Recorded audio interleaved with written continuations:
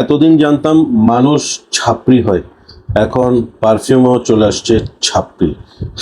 আসলে ছাপরি না, it's Capri. I am talking about Gissah Capri. This is their signature collection, light fragrance, and it's Capri.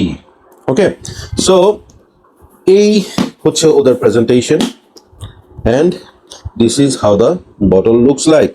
Thanks to Aroma Ground, তারা আমাকে এই পারফিউমটা পাঠাইছে।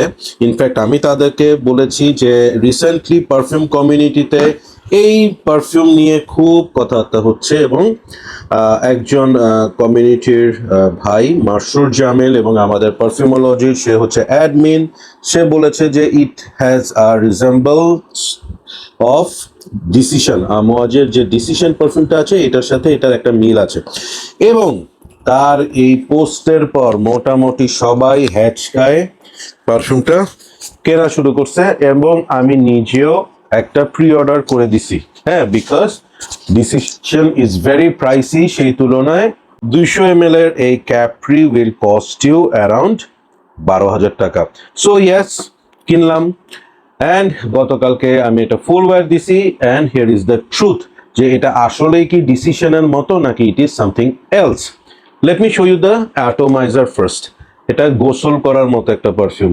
আপনি এই পারফিউমটা যদি চিন্তা করেন যে নর্মালি একটা পারফিউমে আমি 10টা স্প্রে করি, আপনি এখানে 10টা স্প্রে করলে আপনি মোটামুটি শাওয়ার হয়ে যাবে। আমি আপনাকে জাস্ট একটু দেখাই। হ্যাঁ, লুক এট দিস, পুরা।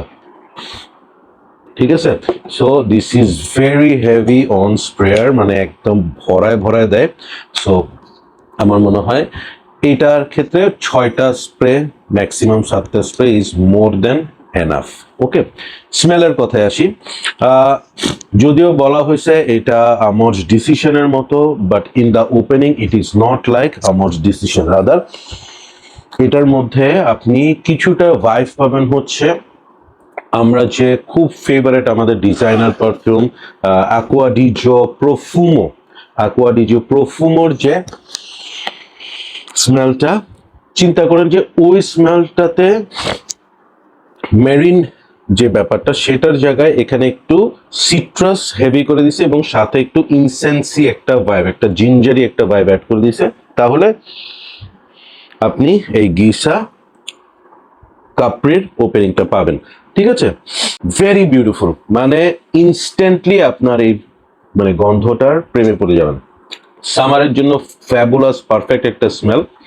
সো এটা যখন ড্রাই ডাউন হয় লাইক আফটার ক্লোজ টু ধরেন আপনার 20 মিনিটস, 20 to 30 মিনিটস, আপনি তখন আস্তে আস্তে এটার মধ্যে একটু আমজ ডিসিশনের ভাইবটা পাবেন। হ্যাঁ, একটু পাচুলি আসবে, একটু ভ্যাটিভার আসবে, একটু অ্যাম্বার আসবে, ইনসেন্সটা আসবে, যেটা ওপেনিং এ বলেছিলাম যে হ্যাঁ, ওপেনিং এ আপনি অ্যাকুয়া ডি প্রফুমোর সাথে একটু ইনসেন্সি, একটু অ্যামড আপ জিঞ্জার এবং সিট্রাস, এবং ড্রাই ডাউনে সেই সিট্রাসি নোটটা, জিঞ্জারি নোটটা আস্তে আস্তে কমে সেখানে একটু ইনসেন্স, ভ্যাটিভার, এই জিনিসগুলো যখন আসা শুরু করে তখন মনে হয় যে হ্যাঁ, এটার সাথে আমোয়াজের ডিসিশনের কিছুটা সিমিলারিটিস আছে। বাট ক্লিয়ার করে দিই, কেউ যদি এটাকে আমোজ ডিসিশনের অল্টারনেট হিসেবে কিনতে চান, you will be disappointed. This is not close or very much close, বা আমি ইভেন বলবো যে it is not even 70% close to Decision. Just এটা ড্রাই ডাউনের কিছু আসপেক্টে আপনার আমোজ ডিসিশন ভাইব দিবে, বাট আমোজ ডিসিশন মোর মিন্টিয়ার।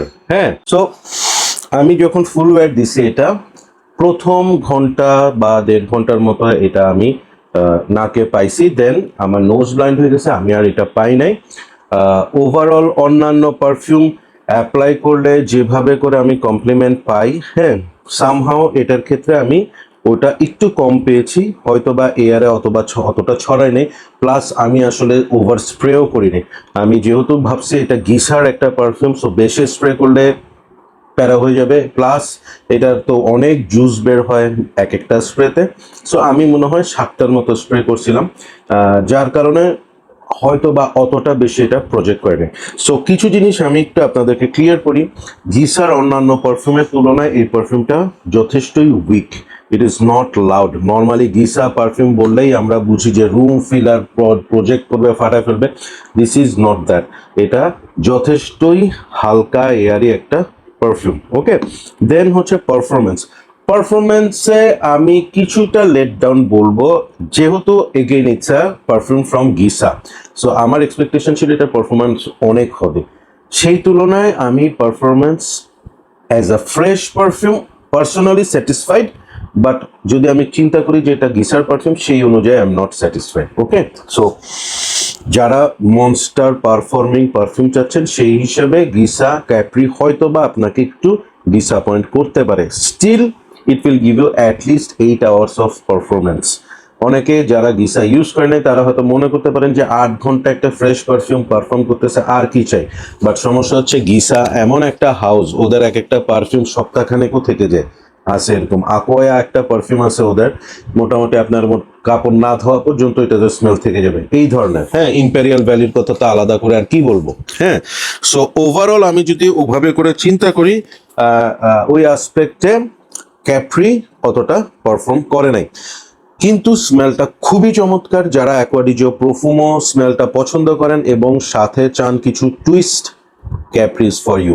আমি অর্ডার করে দিছি Capri for myself and I am happy that I did, because আমাদের দেশে যে পরিমাণ গরম, সেই গরমে যদি আমি একটু ডিফারেন্ট ভাইবের কোনো একটা পারফিউম ট্রাই করতে চাই, ইউজ করতে চাই, অ্যান্ড বর্তমানে অ্যাকোয়াডিজো প্রফুমো খুব একটা অ্যাভেলেবেল না এবং অনেক প্রাইসি, 200 ml পারফিউম 12,000 টাকা, why not.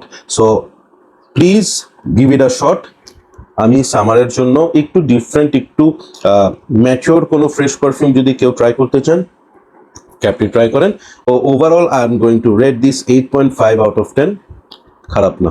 Take care, keep loving Perfumology, and keep smelling good and aroma ground. Thanks once again for sending me this. Bye bye.